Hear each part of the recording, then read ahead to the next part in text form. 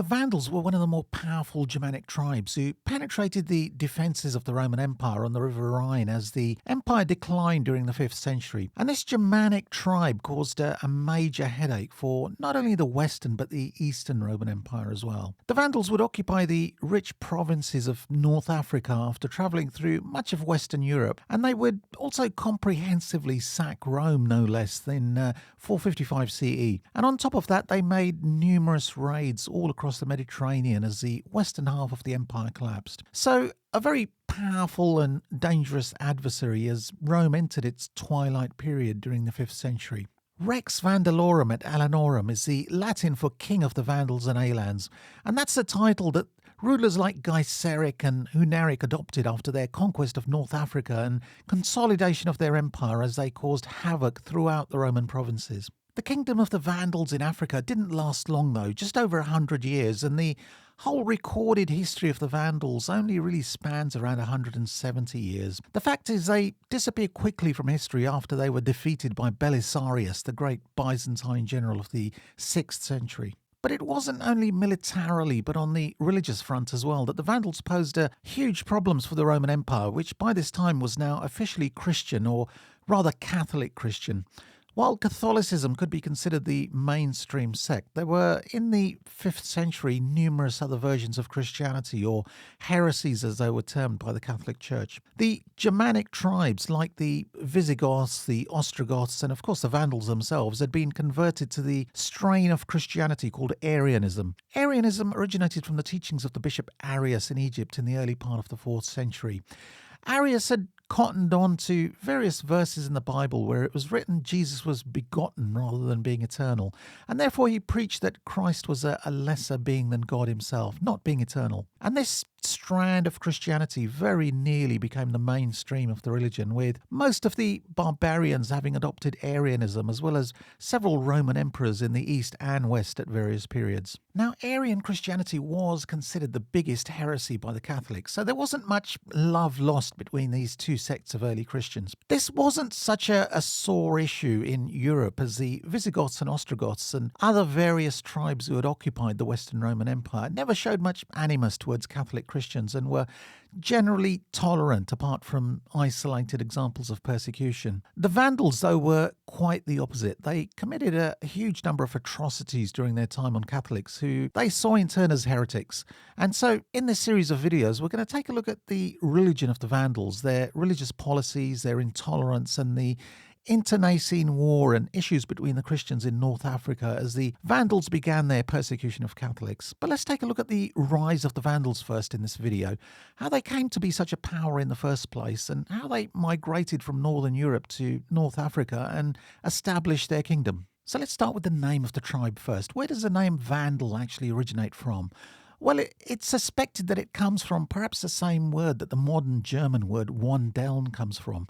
And Wandeln means wanderer. And if that's the case, then the name is a pretty apt one, as the Vandals were some of the most widely travelled of the barbarian tribes that moved into the Roman Empire during the 4th and 5th century. The term vandalism itself, as used today, was coined in the late 18th century and came about because of the excessive destruction the Vandals caused, or were said to have caused, in Rome during its sacking. It was first used by a chap called Henri Gregoire, the Bishop of Blois, in 1794 during the height of the chaos of the French Revolution. Gregoire saw the destruction carried out on pieces of art by the mobs in the cities as the revolution spread. And in his tract titled, quote, Report on the Destruction Brought About by Vandalism and on the Means to Suppress It, unquote, he made a parallel with the senseless destruction that he saw in French cities with the Vandal sack of Rome, labelling the mob's acts as vandalism and thus making sure the Vandal tribe would always be associated with savage chaos. Quote, I created the word to kill the thing, unquote, he later explained, meaning the destruction by the mob by labelling it in such a way. And so, for this reason, the name of the tribe will always now be associated with chaos and barbarity. So these videos being on the religious history of the Vandals, let's firstly take a very quick overall look into the Vandal dynasty that we know of and their religious inclinations. The Vandal people had 9 rulers that we know of, covering the span of roughly 200 years. And in terms of religion, it's uncertain when the tribe converted to Christianity. No contemporary account of that time mentions the actual conversion process. Some historians reckon the tribe was converted before it crossed into the Roman Empire, while others think the Vandals were converted during their time in France and Spain. But from worshipping the Germanic gods, they became almost fanatical Christians, or rather Arian Christians, accepting this new Christian belief with very strong religious fervour and becoming strongly intolerant to the cost of the Catholics in Spain and Africa, as we'll find out later. And this became apparent during the reign of Gunderic, the third ruler that we know of onwards during their time in Spain. But it's one of the more fascinating stories that we have little information on, how a pagan tribe who had the usual allegiance to pagan gods suddenly in the space of a generation became militant Christians, developing more Christian zeal than any of the other groups of barbarians or even the Romans themselves. We know Stilicho, the half-Vandal commander of the Western Roman army and a Christian himself, ordered the burning of the Sibylline books in Rome itself in 405 CE as part and parcel of measures taken to continue the forcing of pagans to convert to Christianity. This Arian Christian zeal was strongest during the time of Gaiseric and his son Huneric, but continued at a lesser level in terms of persecution of Catholics right till the end of the Vandal Empire. And in fact, it could be said to be part of the reason for the collapse of the Vandal Empire in 534 CE. For the last king, Gelimer, had ousted the previous ruler, Hilderic, because he had a much softer approach towards Catholics than Gelimer was happy with. And this change in regime gave the Byzantine emperor, Justinian, the excuse to declare war against the Vandals and destroy the Vandal Kingdom. So in terms of sources on the Vandal history, we're lucky to have a number of contemporary or near-contemporary sources. The best source, and certainly on the religious policies of the Vandals, is, quote, a history of the African province persecution in the times of Geiseric and Huneric, the king of the Vandals. And that's written by a contemporary of Gaiseric called Victor Vitensis, or Victor of Vita, a chap who experienced the rule and the policies of the Vandals personally. Victor is suspected to have been the bishop or certainly a man of the church in a place called Vita in North Africa at the time. And he wrote his book around 484 CE when the Vandal occupation had been consolidated for some time and Arian persecution of Catholics was continuing. And his main motive for writing the book, apart from describing the Vandal conquest, is really, as the name of the book suggests, to narrate the religious persecution that was taking place against his fellow Catholics. The other main source on the Vandals is that of Procopius of Caesarea, who was a well-known 6th century Greek scholar from Caesarea Maritima and who wrote extensively on the Justinian period of Byzantine history. Procopius's book, De Bello Vandalico, or the Vandal War, was written circa 550 CE, and his account, as the name suggests, is mainly of the war to reconquer this part of Africa by Belisarius. In fact, Procopius accompanied the Byzantine army to Africa during the war, so while Victor deals with the earlier part of the Vandal history, Procopius narrates the end of the Vandal Kingdom. So together these two books could be considered essential reading as they cover these vital and eventful periods pretty well. Another source is that of Isidore of Seville, a late 5th century, early 6th century Visigothic scholar in Spain who provides further information in his work called A History of the Gothic, Vandal and Suevi Kings. The section on the Vandals, though, is a fairly short one, although informative. And I won't bore everyone with details of the various other sources. Suffice to say there are details on the Vandals written in the works of other late Roman and early Byzantine period historians and writers. One of these, for example, is written by Salvian of Marseille. Salvian was a 5th century Christian living in the province of Gaul, or France as we know it now. Salvian, in his work, The Government of God, blames the decline of the Romans on their failure to follow Catholicism with vigour. And he criticised the Romans for their decadence and oppression of the poor, their like of theatre and games. And he almost goes as far as to show support for the Vandals, who he says have none of the moral corruption and decadent practices of the Romans. And he suggests this is the reason for their success. Salvian is probably the most interesting source we have on the declining state of Roman government and the spread of barbarian rule, the increasing taxes and the general decadence of the twilight period of the Western Roman Empire. And there are various other works where the Vandals and events related to them are mentioned, including Paulus Erosius, Sidonius Apollinaris, Jordanes, a Gothic historian, Zosimus, Priscus, St. Augustine, Olympiodorus, Hydatius, amongst others. Hydatius, in fact, wrote the Chronicle, which documents the chaotic situation Spain found itself in during the 5th century when Vandals, Alans, Sueves and Goths fought against each other for mastery of the Iberian Peninsula. In terms of modern research, by general consensus, the best relatively recent book on the Vandals is that written by Professor Christian Courtois called The Vandals of Africa, which was released in 1957, in which he writes his near 3 decades worth of research on the tribe. Unfortunately, it's written in French, and I'm not at all sure there's been any translation into English. But if anyone wants to read or check out these sources, I've detailed some of them in the description of the video below. So let's take a look at what we know of the early history of the tribe. Historians like Tacitus in the 1st century briefly mention the Vandals. He calls them Vandali, but we have no clear idea of their origins prior to that. Tacitus does mention the Vandals believed, along with 2 other Germanic tribes, that they were descended from the Germanic god Twisto. And Pliny also mentions the tribe in his work, Natural History, which he wrote around 77 CE. Pliny writes that the Vandals were considered one of the 5 main tribes in Germania, the other tribes being the Burgundians, the Goths, and the much lesser well-known Verini and Cherini. Some sources put the Vandals in the Crimean region, while others show them as originating from Scandinavia and working their way south. Others put them near the Vistula River in Poland at some point. However, by the late 4th and early 5th century, we know the Vandals had settled in Eastern Europe or on the left bank of the Danube, adjacent to the Roman province of Pannonia, and their king at that time was a man called Gedigisel. Now, the Vandals had not grown into a serious threat at this stage, and some Vandals actually pop up as confederates in the Roman army. In fact, as mentioned previously, Stilicho, the famous Roman generalissimo during the late 4th and early 5th century, was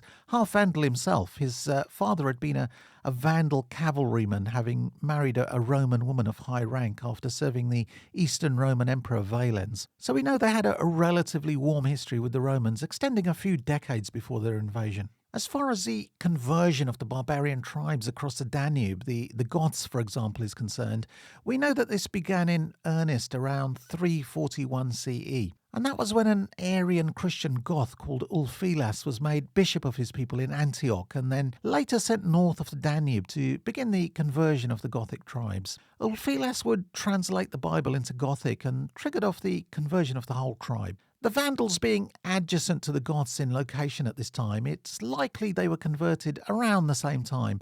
In fact, this is more than likely considering they converted to the Arian Christianity of Ulfilas rather than Catholic Christianity, which was more likely to happen if they'd converted during their time in France and Spain, although some accounts like Paulus Erosius suggest that they became Christian after they crossed the Rhine, and that remains a possibility as well. We simply don't have enough information about their conversion. Now, the late 4th century was a pretty uncertain time for the Roman Empire and the various tribes that bordered Roman territory, and that was because the much feared Huns were advancing from the east and driving all before them, and many of these Germanic tribes were therefore anxious to move into Roman lands for safety. Procopius, the Byzantine scholar, also attributes the motivation to migrate to famine, suggesting there had been several years where the crops had failed in the Trans-Danube lands, and no doubt the Huns moving westward also helped the decision to be made.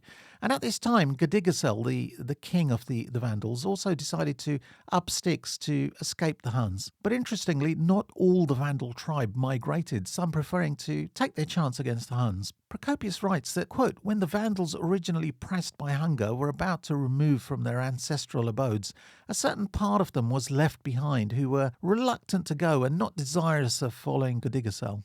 So the decision to move west after having been settled in that area for some time obviously wasn't an easy one. In fact, there are some suggestions that Stilicho, the Vandal commander of the Roman army, even invited them in to balance the power of the Franks, as the Franks had already moved into northern France. And this is mentioned by Jordanes, the Gothic historian, and he writes as follows, quote, a long time afterwards they, meaning the Vandals, were summoned thence by Stilicho, master of the soldiery, ex-consul and patrician, and took possession of Gaul. Here they plundered their neighbours and had no settled place of abode. But having said that, Zosimus, another chronicler, does not mention this, however, and simply narrates their crossing without any invitation. Quote, some years before, Arcadius being in his 6th consulate and Probus was his colleague, the Vandals, uniting with the Alani and the Suevi, crossed in these places and plundered these countries beyond the Alps. But whatever the case, Gedigisel quietly but ambitiously led them from the region of Pannonia, moving along the banks of the Danube River westwards up to and north along the Rhine with the intention to cross over into what is now Belgium. But before they could cross the Rhine, Gedigisel lost his life in a hard-fought battle against the Franks, who'd been given that particular area to guard as federates of the Romans. The Vandal army, according to contemporary sources, was only saved by the timely arrival of their allies, the Alans. After his death in the battle against the Franks, Gedigisel was succeeded by his eldest son, Gunderic, who would lead them for the next 20-odd years, and who was just as ambitious, it seems, as his father. According to the chronicler Prosper of Aquitaine, the Vandals would cross into Gaul on the 31st of December 406 CE, near the city of Mainz, or Mogontiacum as it was called then. Edward Gibbon writes that the Rhine was quite possibly frozen at this time, and therefore bridges or boats were not required, making the crossing much easier, although it seems this is really only speculation by Gibbon, as no contemporary account mentions the river being frozen. But after having crossed the Rhine by whichever means, the Vandals caused havoc in France as they swept through the country moving southwards. St. Jerome in 409 CE would, in a letter, write of the swathe of destruction the Vandals caused as they made their way through the province, comparing it to the coming of Satan, the Antichrist, and perhaps suggesting the tribes, including the Vandals, were the Antichrist themselves. Quote, "I shall now say a few words of our present miseries. A few of us have hitherto survived them, but this is due not to anything we have done ourselves, but to the mercy of the Lord. Savage tribes in countless numbers have overrun all parts of Gaul. The whole country between the Alps and the Pyrenees, between the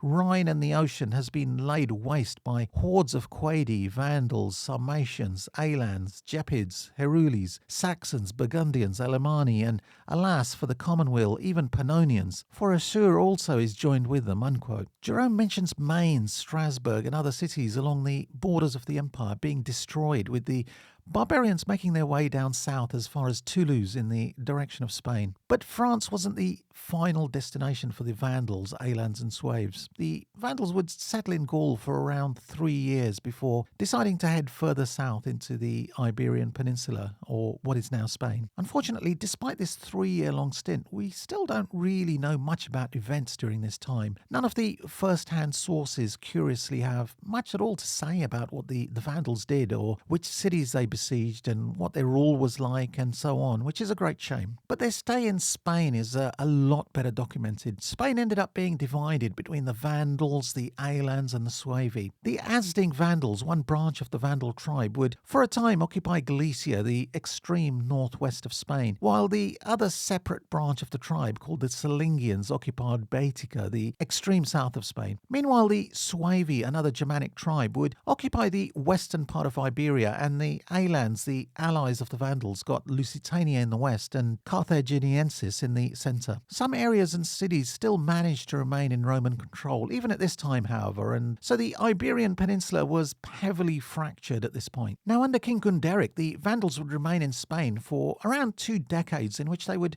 plunder the Balearic Islands, Cartagena and Seville, amongst other places, before they were pushed out by the more numeric Visigoths, who had also invaded the Iberian Peninsula themselves. This chaos and war between the barbarian tribes fighting for turf meant that these were, by consensus, pretty tough times for the civilians of Spain.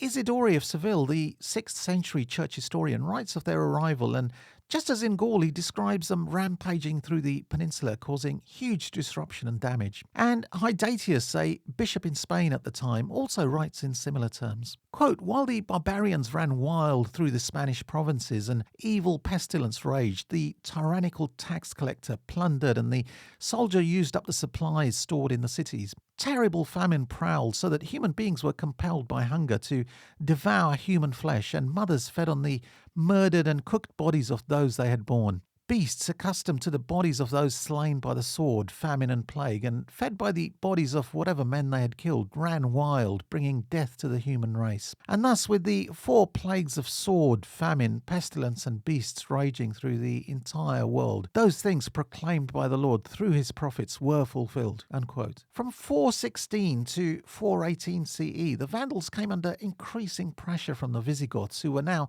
allies with the Romans and who, with Roman encouragement, had invaded Spain. The Silling Vandals, who had settled in Baetica, were destroyed by the Goths, and the Goths in fact nearly destroyed the Alans as well, with the Alan king Adax being killed in an encounter. Now, what this meant was that what was left of the Alan nation would voluntarily accept Gunderic as their king.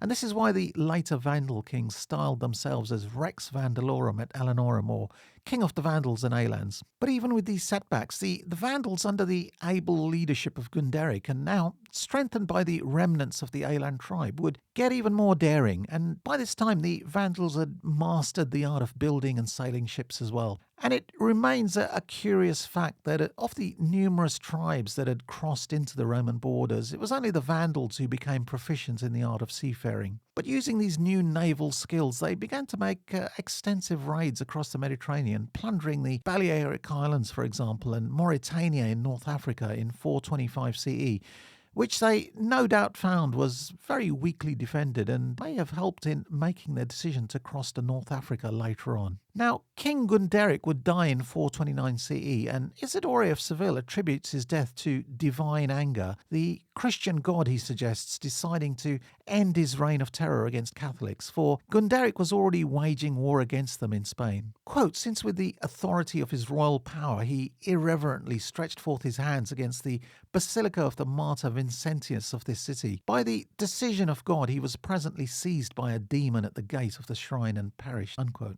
With his death, Gaiseric, his much more famous half-brother, would now become king, and now Gaiseric was a military genius and would lead the Vandals into what could be called their golden age. Writing a century later, Jordanes, the Goth historian, gives a memorable description gleaned from other sources of the new king of the Vandals. Quote, Gaiseric, still famous in the city for the disaster of the Romans, was a man of moderate height and lame in consequence of a fall from his horse. He was a man of deep thought and few words, holding luxury in disdain, furious in his anger, greedy for gain, and shrewd in winning over the barbarians, and skilled in sowing the seeds of dissension to arouse enmity. Such was he who, as we have said, came at the solicitous invitation of Boniface to the country of Africa. There he reigned for a long time, receiving authority, as they say, from God himself. Unquote. And Procopius also, writing much later, describes him in glowing terms. Quote, Gaiseric had been excellently trained in warfare and was the cleverest of all men. Unquote. Finally, one last surprising thing on the man himself. Isidore of Seville suggests in his writings that Gaiseric had been a Catholic but who had later changed to the Arian belief. Quote, his reign lasted 40 years. From a Catholic, he became an apostate and is said to have been the first to go over to the Arian falsehood, unquote. Now, if this is true, perhaps some of the Vandal tribe too were Catholic, but it raises the issue of why he and they would convert to Arianism from Catholicism. Most scholars don't seem to accept this, however, and the general impression is that the Vandals were always Arians as converts. So why did Gaiseric decide to cross over into Africa? Well, there may have been several reasons for this. The Goths, as mentioned, had moved into the Iberian Peninsula and had successfully defeated the Alans and Vandals recently.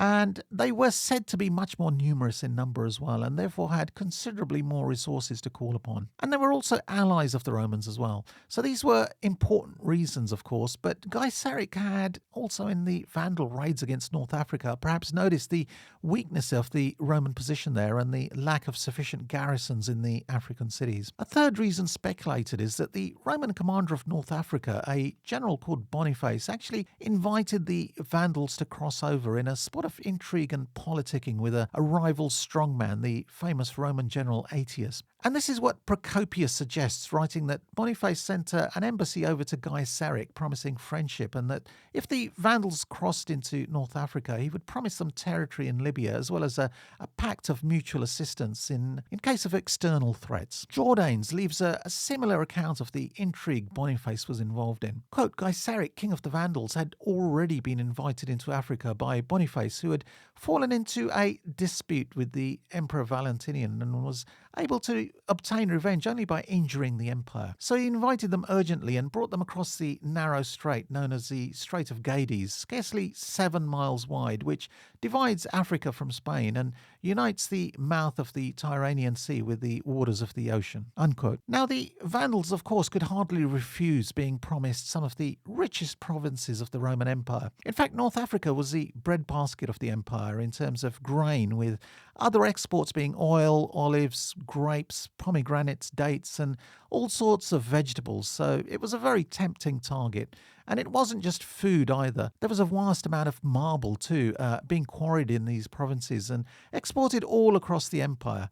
So a very wealthy province indeed. And in fact, Alaric the Goth, after sacking Rome in 410 CE, was known to be heading south, hoping to cross into Africa as well. So other tribes like the Goths had had their eyes on these provinces too. Whatever the case, we know the Vandals moved to Malaria, or Tarifa as it's known today, just to the west of Gibraltar and where they would make their crossing. Gaiseric seems to have been pretty meticulous in working out his strength and the numbers he needed for the crossing, going as far as a head count of the entire Vandal and Alan contingent, including men, women and children. And they seem to have crossed over lock, stock and barrel by all accounts. Procopius describes the crossing. Quote, "The Vandals and the Alans he arranged in companies, appointing over them no less than 80 leaders, whom he called Chilarchs, leaders of 1,000, making it appear that his host of fighting men in active service amounted to 80,000, and yet the number of the Vandals and Alans was said in former times to amount to no more than 50,000. So from this number, if we exclude women and children, we can estimate a fighting strength of around 15 to 20,000 strong. So a relatively strong force, although one which could have been dealt with by the Romans had they had sufficient strength amongst the garrisons in Africa. The crossing itself would take place in May of 429 CE. The Vandals sailing across the Straits of Gibraltar to the province of Mauritania. And apparently sources say they landed near Tingis, or Tangiers as it's known today. And having crossed and met little or no opposition, Gaiseric quickly occupied the whole of Mauritania. And the Vandals had the fortune of finding allies as soon as they crossed as well.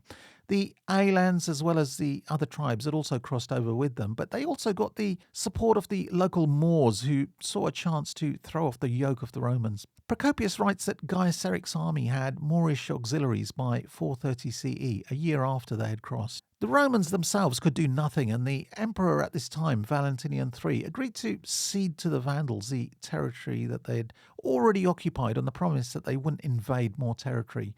By this he meant the rich provinces to the east and major cities like Hippo Regius and Carthage. But it wouldn't take Gaiseric long to violate that agreement, and the Vandal army began advancing further eastwards, and they made pretty good progress, only being temporarily stopped at the siege of Hippo Regius. In the month of May 430 CE, the Vandal army met a Roman force under Boniface, who had now turned against them at a place called Gelimer near Hippo Regius. The Vandals had probably the larger force, we're told by contemporary accounts, but the numbers must have been fairly close, as otherwise Boniface would not have risked battle in the open plains. Whatever the case, the Roman army was beaten and Boniface himself forced to take refuge in Hippo, and Gaiseric would immediately lay siege to the city.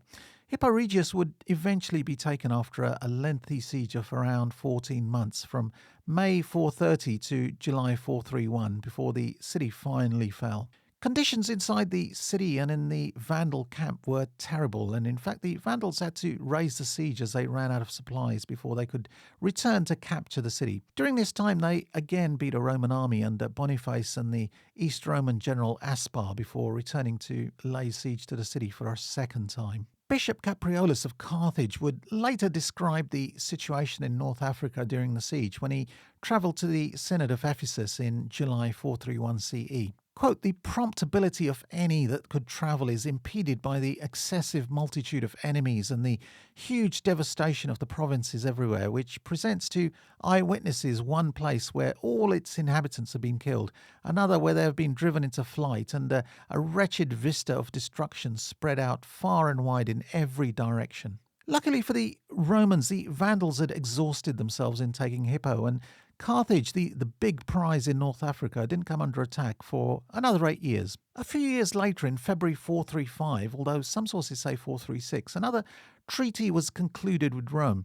Procopius tells us that the treaty was very much down to Gaiseric's initiative. Quote, after defeating Boniface and Aspar in battle, Gaiseric displayed a foresight worth recounting, whereby he made his good fortune thoroughly secure, for fearing lest, if once again an army should come against him from both Rome and Byzantium, the Vandals might not be able to use the same strength and enjoy the same fortune. He was not lifted up by the good fortune he had enjoyed, but rather became moderate because of what he feared. So he made a treaty with the Emperor Valentinian, providing that each year he should pay the emperor tribute from Libya, and he delivered one of his sons, Huneric, as a hostage to make this agreement binding. So Gaiseric both showed himself a brave man in battle and guarded the victory as securely as possible. Unquote. Now, it could be Procopius got this date wrong, as there was a treaty made in 442, but whatever the case, the Vandals were now officially allies of the Roman Empire and had been given North Africa on the condition that they did not attack Carthage, the capital of Roman Africa.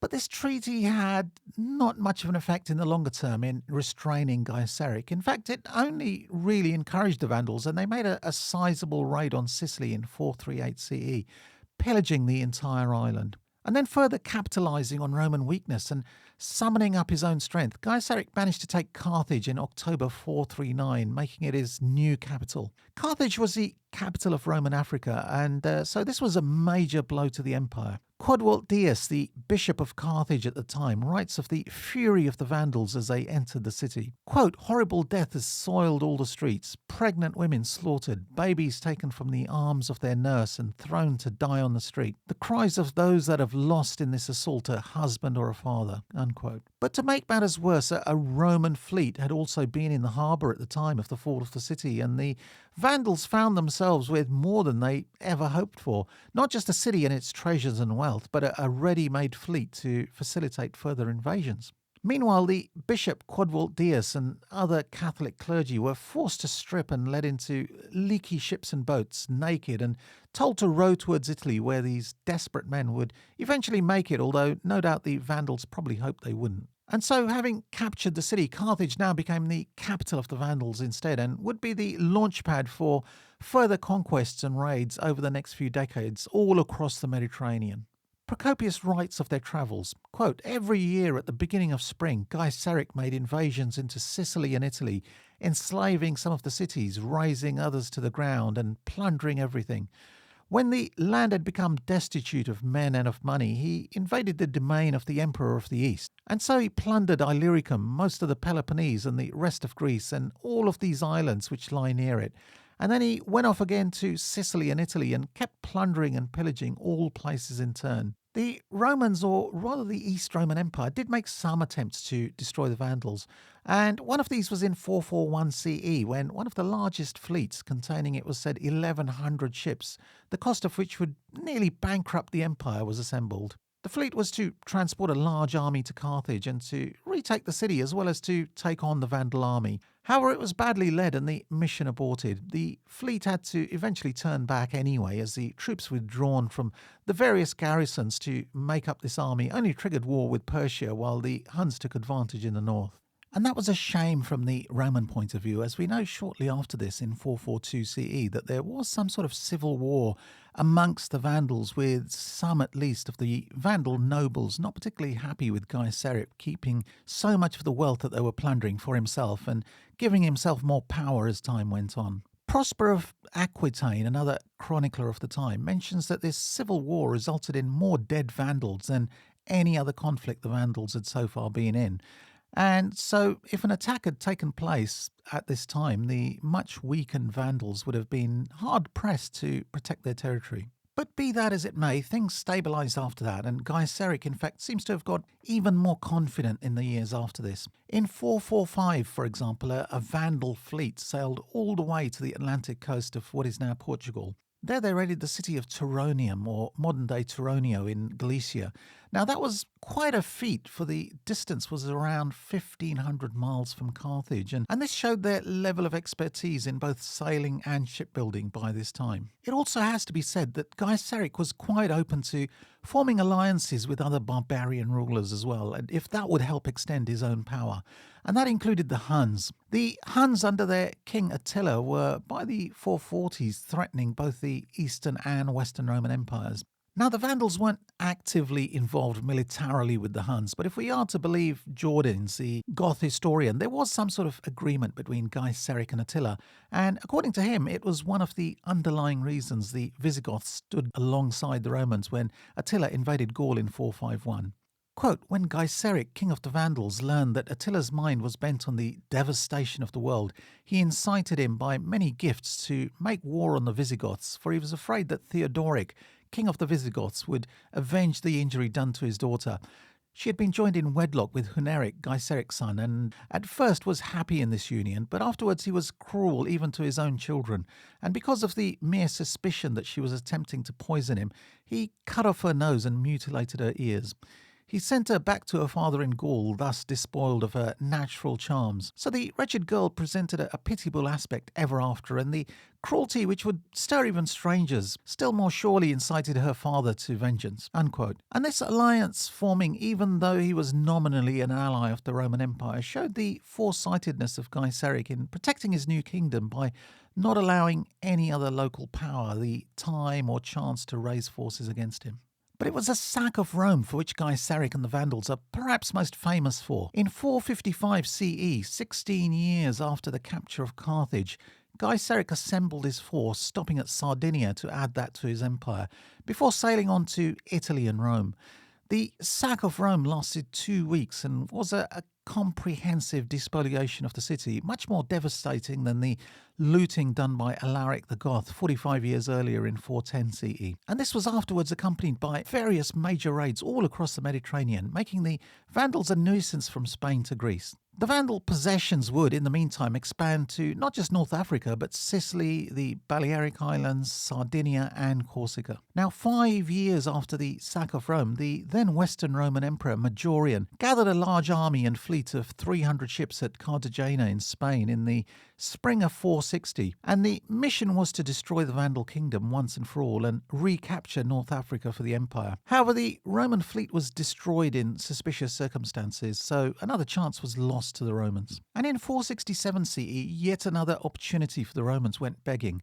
The Eastern Roman Emperor, annoyed at the ever-increasing Vandal piracy in the Mediterranean, gathered a large force to destroy the menace. Procopius describes the preparations. Quote, the Emperor Leo, wishing to punish the Vandals because of these things, was gathering an army against them, and they say that this army numbered 100,000 men.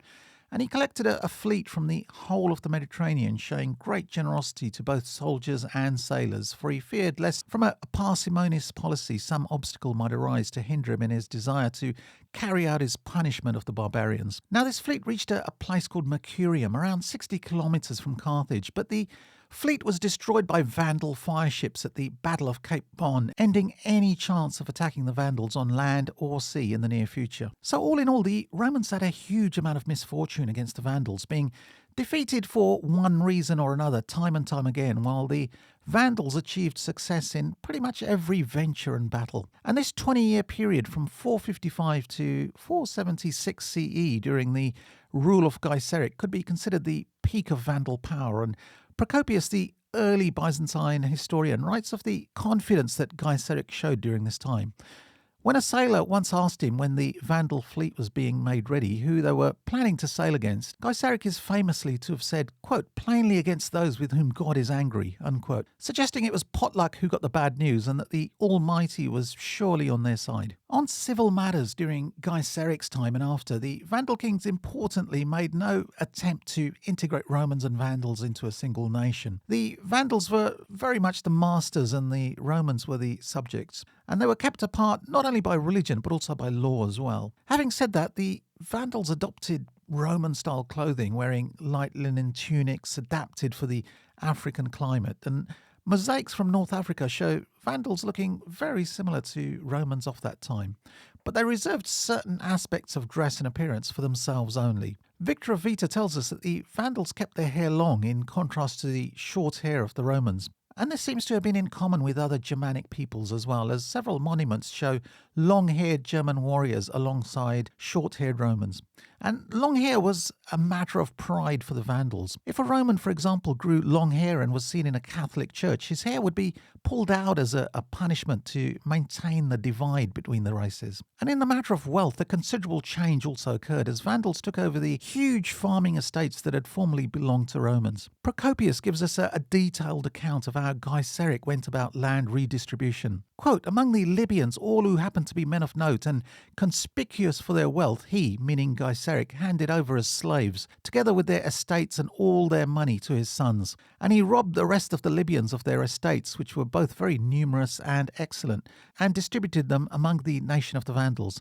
As a result of this, these lands have been called Vandal estates up to the present time, and it fell to a lot of those who had formerly possessed these lands to be in extreme poverty and to be, at the same time, free men. Gaiseric commanded that all the lands which he had given over to his sons and the other Vandals should not be subject to any kind of taxation. But as much of the lands did not seem as good to him, he allowed to remain in the hands of their former owners, but assessed so large a sum to be paid on this land in taxes that nothing would ever remain to those who retained their farms, and many of them were sent into exile or killed.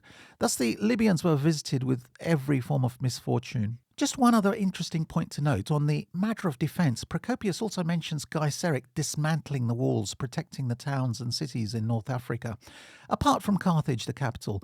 And this was so that if a city was captured by the Romans or Moors, it would be difficult to defend. Now, this worked to Geiseric's advantage in this period of Vandal strength, but would be a severe disadvantage when Belisarius led a Byzantine army against them 60-odd years later. By this time, the Vandal strength had weakened, and without walls, no city apart from Carthage could be defended easily. The era of strong Vandal power over the Mediterranean wasn't to last much longer than Gaiseric himself. He died on the 25th of January 477 CE, only a few months after the Roman Empire in the West officially came to a close. After him there were other Vandal kings who presided over what could best be described as a gentle decline, with the Vandals losing their ambition for adventure and plunder across the Mediterranean and becoming more insular and wallowing in the luxury of their African existence. Procopius describes the state they had fallen into. Quote, "For all the nations which we know, that of the Vandals is the most luxurious, and that of the Moors the most hardy.